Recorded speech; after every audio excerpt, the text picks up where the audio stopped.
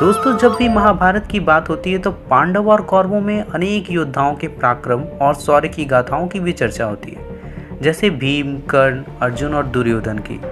लेकिन शायद आप सभी नहीं जानते होंगे कि इन सभी महाबलशाली योद्धाओं के अलावा एक योद्धा ऐसा भी था जो इन सभी से ज़्यादा शक्तिशाली और साहसी भी था। इतना ही नहीं, उसने पूरे महाभारत के युद्ध को अपने कटे हुए सर से देखा था। क्या आप जानते हैं? नहीं तो हम आपको बताते हैं। उस योद्धा का नाम था बर्बरीक। जी हाँ, बर्बरीक, जिसके पास एक ऐसा बाण था जिसका इस्तेमाल करके वह तीनों लोगों पर विजय प्राप्त कर सकता था। बर्बरीक घटोत्कच का पुत्र था, जिसने अपनी माता से युद्ध की सारी कलाएं सीखी थी। दरअसल बर्बरीक ने भगवान शिव को प्रसन्न करने के लिए घोर तपस्या की थी, जिससे प्रसन्न होकर भगवान शिव ने उसे 3 अमोघ बाण दिए थे।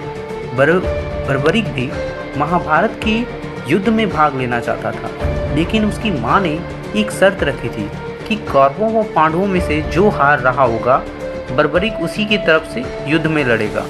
भगवान कृष्ण ये बात जान चुके थे कि बर्बरीक बहुत शक्तिशाली है और वह अपने सिर्फ एक ही बाण से महाभारत के इस युद्ध की कायापलट कर सकता है, क्योंकि उस समय कौरवों की सेना पांडवों की सेना से हार रही थी।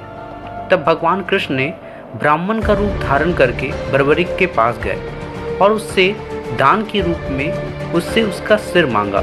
और बर्बरीक भी भगवान कृष्ण के इस ब्राह्मण के रूप को पहचान गए थे और दान देने को तैयार हो गए। लेकिन बर्बरीक ने एक शर्त रखी कि वह महाभारत के इस युद्ध को अपनी आंखों से देखना चाहता है और भगवान के विराट रूप के दर्शन भी करना चाहता है। भगवान कृष्ण ने बर्बरीक की शर्त को मान लिया और उसके कटे हुए सिर को ऐसी पहाड़ी पर रख दिया गया जहां से वे महाभारत का पूरा युद्ध देख सकता था। तो दोस्तों, कितना शक्तिशाली था बर्बरीक, आप उनके पिता से अंदाज़ा लगा सकते हैं, जो घटोत्कच थे, जिसके पिता भीम थे और उन्हें बहुत सी कलाओं में महारत हासिल थी।